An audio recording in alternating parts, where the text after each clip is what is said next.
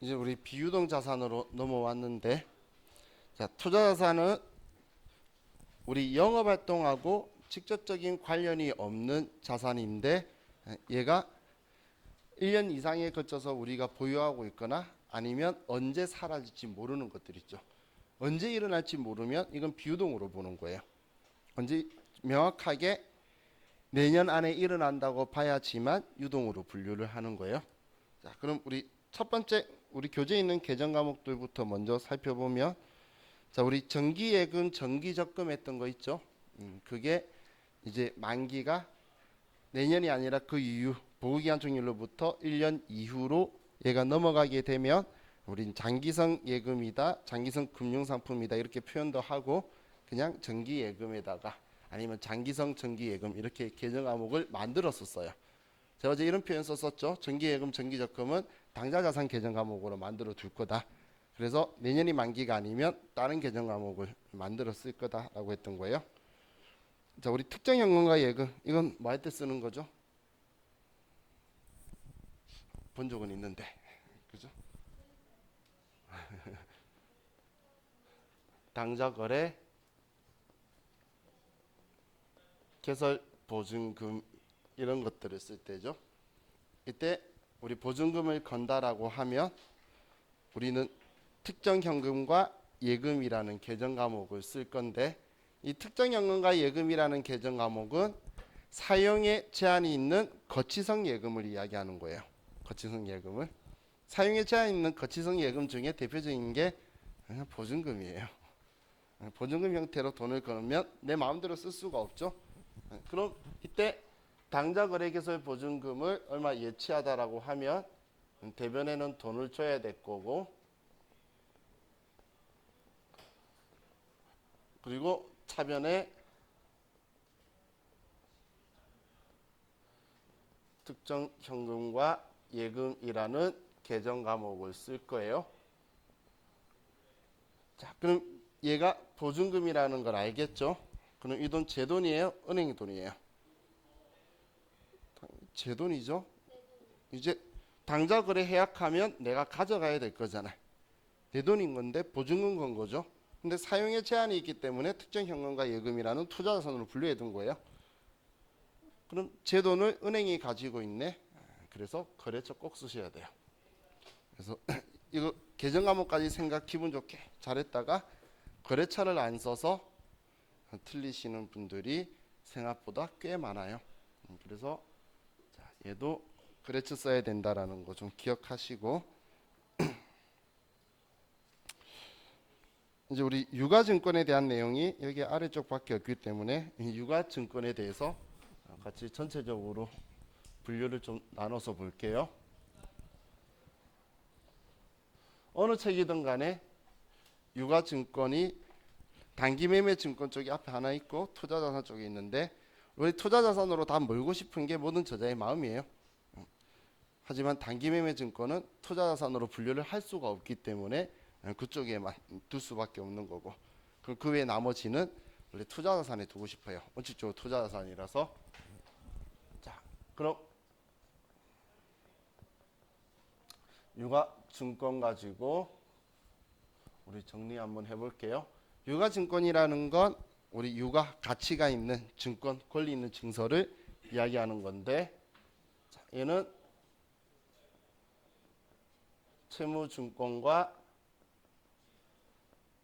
지분증권으로 우리는 채권이나 주식을 전부 다 유가증권이다라는 표현을 쓰는 거죠.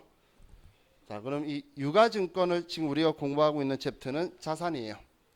그럼 우리가 유가증권 채권이든 주식이든 국공채든 뭔가를 취득했을 때에 우리 이 유가증권의 상태가 어떻느냐, 혹은 우리 회사가 어떤 목적으로 이 유가증권을 취득했냐에 따라서 계정 과목을 여러분들이 선택을 하셔야 되는 거예요. 그럼 우리가 이 앞에 공부했던 어제 공부했던 계정 과목이 단기 매매 증권이라는 계정 과목이죠. 그럼 이 단기 매매 증권이라는 계정 과목으로 분류하기 위해서는 우리는 단기 보유 목적이 있어야 되고, 그렇죠. 시세 차익 목적이 있어야 되고, 시장성이 있어야 된다. 그럼 이 세 개 중에 하나라도 누락되게 되면 단기 매매 증권으로 분류할 수 없다라는 거예요. 그럼 이 단기 매매 증권은 채무 증권인 채권도 단기 매매 증권으로 분류가 가능하고, 주식도 우린 지분 증권도 단기 매매 증권으로 분류가 돼요. 근데 이 단기 매매 증권을 어제 당좌 자산에서 미리 해버린 이유가, 얘는 유동 자산으로만 분류가 가능하지 비유동 자산으로는 분류가 불가능한 거였죠. 어제 이 단기 매매 증권의 단기는 지금 즉시라는 개념이라 그랬죠. 그렇기 때문에 일반적인 자산의 성격인 취득시 부대 비용을 원가에 포함하는 행동도 얘는 안 하고, 그리고 실제로 일어나지 않은 미실현 보유 손익인 기말 평가도 전부 다 자본이나 인적 처리하지 않고 수입 비용 처리하는 특이한 이유가, 얘는 초단기라는 지금 즉시라는 개념이기 때문에 회계 기준서에서 얘는 바로바로 즉시 수입 비용으로 처리하라고 했기 때문에 그렇게 처리하는 거예요. 자, 그럼 이번에는 우리 회사가 단기 보유 목적이 아니고 만기까지 보유할 의도가 적극적이고 능력이 있다면, 그때는 계정 과목을 만기 보유 증권이라는 계정 과목으로 선택을 하게 될 거예요. 자, 그럼 이 만기 보유 증권은 만기가 있기 때문에 채권은 만기가 당연히 있겠죠. 채무 증권은 되는데 주식은 만기가 있을 수가 없겠죠. 그래서 지분 증권은 만기 보유 증권으로 분류를 취득했을 때 선택을 할 수가 없다는 거예요.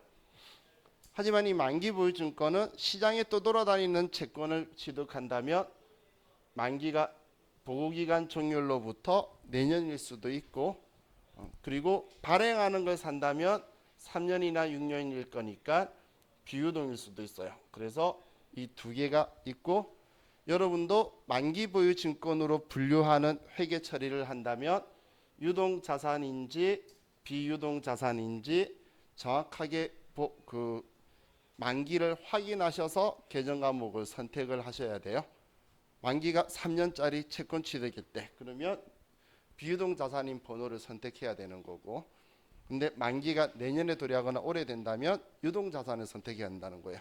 같은 글자가 두 개 있을 거니까 여러분들이 실기할 때 정확하게 체크하셔야 돼요. 자, 다음 우리가 시세 차익 목적이 아니고 어느 특정 기업의 영향력을 행사하기 위해서 유가증권을 취득했다면, 이때는 지분법 적용 투자 주식이라는 계정 과목으로 분류를 하게 될 거예요. 자, 그럼 지분법 적용 투자 주식은 옛날 이름은 관계기업 투자 주식이에요. 이걸 이제 지분법 적용 투자 주식으로 이름 바꾼 지는 조금 오래됐어요. 자, 그럼 얘는 어느 특정 기업에 영향력 행사하는 건데, 돈 빌려주고 이래라 저래라 말하는 거는 말이 안 되는 소리죠. 돈 빌려주고 이래라 저래라 할 수 있으면 은행이 대한민국 최고 갑일 거예요, 기업에. 그건 아니죠. 그래서 근데 투자한 주주들은 개인 주주라도 제대로 안 하면 대표이사 자르자고 이야기할 수 있잖아요. 그것처럼 얘는 채무증권은 지분법 적용 투자 주식으로 분류 못하고 지분증권만 가능해요. 그리고 지분법 적용 투자 주식은 뒤늦게 생긴 유가증권 계정 과목이라서 일반 기업 회계 기준서는 원래 유가증권이 6장에 있어요. 그런데 얘는 8장에 따로 만들면서 뒤에 만들 때에 투자자산으로 분류하라고 명시를 하고 있기 때문에, 그래서 얘는 유동자산으로 분류 못하고 비유동자산으로만 분류를 하니까. 근데 실기에서는 이 계정 과목 사용한 적은 없어요. 이 이론에서만 간간히 등장을 해요. 자, 그럼 일반적으로 단기매매 증권, 만기보유 증권, 지분법 적용 투자 주식 이야기는 많이 하지만 얘네들은 자기들만의 성격을 부합해야 되는 게 있죠. 그런데 이 조건들을 정확하게 안 맞추거나 만기는 있는데 만기까지 가지고 있을 줄 모르든지 아니면 단기 보유 목적, 시세 차익 목적은 있는데 상장사가 아니라든지 아니면 주식이니까 만기 보유 증권은 아닌데 이 조건은 아니고 근데 영향력 행사할 정도도 안 되고 그럴 생각이 없었다면 이것도 저것도 아닌 것들 있죠. 그런 애들을 우리는 매도 가능 증권이라는 계정 과목을 사용하고 현실적으로는 이 계정 과목이 우리가 제일 많이 쓰는 계정 과목이죠. 그래서 이 매도 가능 증권은 채무 증권도 가능하고 지분 증권도 가능하고 유동 자산도 되고 비유동 자산도 되고 그럼 전부 다 되는데 매도 가능 증권이라는 얘가 특별한 게 없으면 제가 다 비유동으로 간다라고 했죠. 그래서 비유동 자산을 선택해야 되는데 매도 가능 증권인데 내년에 상환할 목적이 확실하다고 나오면 그때만 우리는 당좌 자산인 123번 쓸 거예요. 그래서 시험에서 예스는 선택하는 문제는 지금까지 단 한 번도 안 나왔어요. 그런데 얘를 선택해서 많이 틀려져요. 마음이 급해서 엔터 빠바박 치면 얘가 제일 위에 있으니까 얘를 선택하게 돼요. 그래서 잘 보고 선택을 하셔야 돼요. 자, 그럼 이거에 대해서 우리 시험에 우리 세무이거 시험까지 보신 분들은 얘네들 재분류하고 얘 성격에 대해서 계속 나오는 걸 많이 보셨을 건데 세무이거는 더 많이 나와요. 그래서 재분류가 근데 한 문제를 가지고 말하는 게 아니고 한 줄에 또 찍 들어가 있어요. 그러니까 문제 수는 훨씬 더 많은 느낌처럼 들게 되는데 거기에서 이 재분류를 보면 우리 단기 매매 증권은 우리가 단기 보유 목적이었는데 만기까지 가지고 있을 생각이 바뀔 수가 있겠죠. 일반적으로 그런 일이 일어나는 거는 그 회사가 국공채를 가지고 있다가 그런 마음이 잘 생겨요. 갑자기 조달청이 입찰하려고 그러는데 지역개발 채권 얼마 보유해야 된대. 그럼 굳이 가지고 있던 걸 팔지 않고 이걸 만기까지 가지고 있는 걸로 생각을 바꿀 수도 있겠죠. 그런 경우에 이렇게 재분류가 가능하고 또 우리가 단기 매매 증권으로 주식을 가지고 있었는데 근데 얘가 지분율이 20% 이상 넘어가게 되면 막대한 영향력을 행사할 수 있는 것으로 봐요. 그러면 외관법 쓰는 곳에서도 전부 다 얘를 지분법 적용 투자 주식으로 재분류를 해버려요. 자, 지금 제가 파란색 화살표 하는 거는 가능하다는 이야기예요. 그럼 또 단기 매매 증권으로 분류해뒀는데 상장을 폐지해버리는 거예요. 우리 외환은행처럼. 그러면 처음엔 단기 매매 증권이었지만 시장성이 없으면 단기 매매 증권으로 분류 못한다라고 했죠. 그러면 이렇게 지금 제가 쓰고 있는 게 재분류가 된다라는 이야기예요.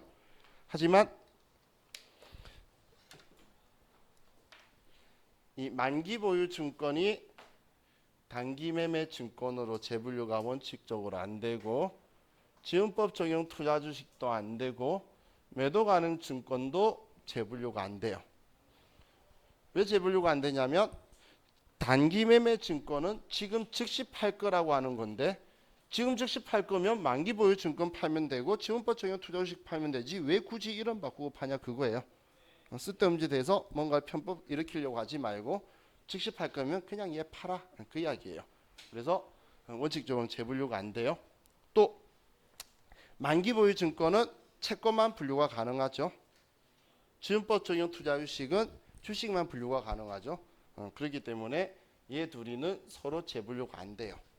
얘 둘이는 성격이 아예 다른 애잖아. 채권이냐 주식이냐 이 차이 때문에.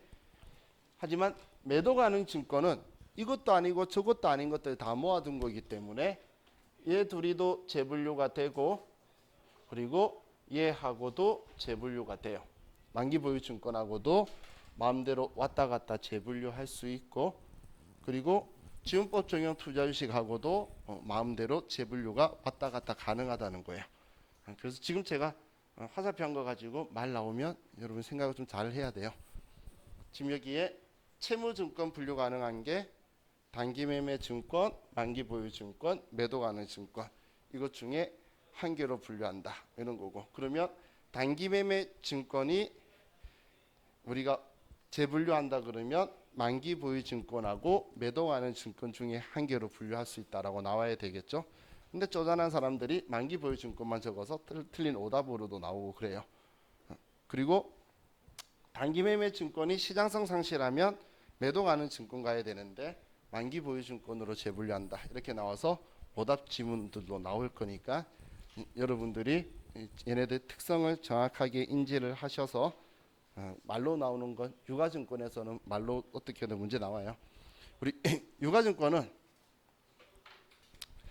이론 시험에 나오거나 일반 전표에 나오거나 결산에 나오거나 세 개 중에 한 군데는 무조건 내야 되는 출제 기준이 있어요. 그렇기 때문에 여러분한테 무조건 시험 문제에 나올 거다 이렇게 생각하시면 될 것 같아요.